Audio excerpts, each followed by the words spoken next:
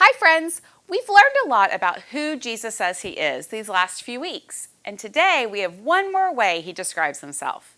So far, we have learned about Jesus the vine, Jesus the gate, Jesus the resurrection and life, and today Jesus says he is the bread of life. That's right, bread!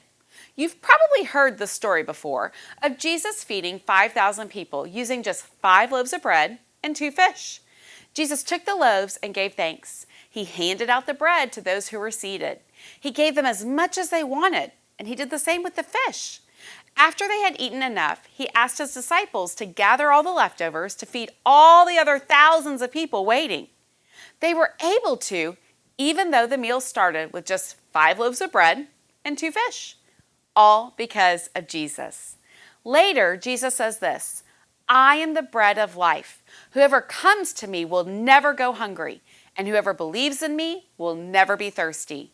It was great that Jesus was able to give 5,000 people food that day, but he's telling us that's not all he can do.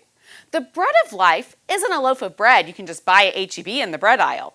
The way you can get that special bread that will feed you for the rest of your life is through Jesus. With Jesus, your heart will always be full. With Jesus, your life will be full.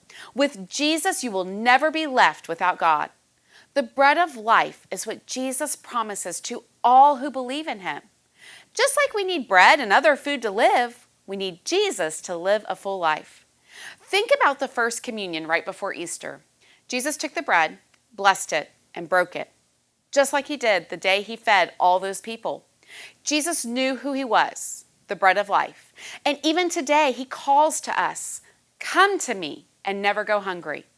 On this World Communion Day, come to Jesus. Come to his table. Remember who he says he is when you take that piece of bread.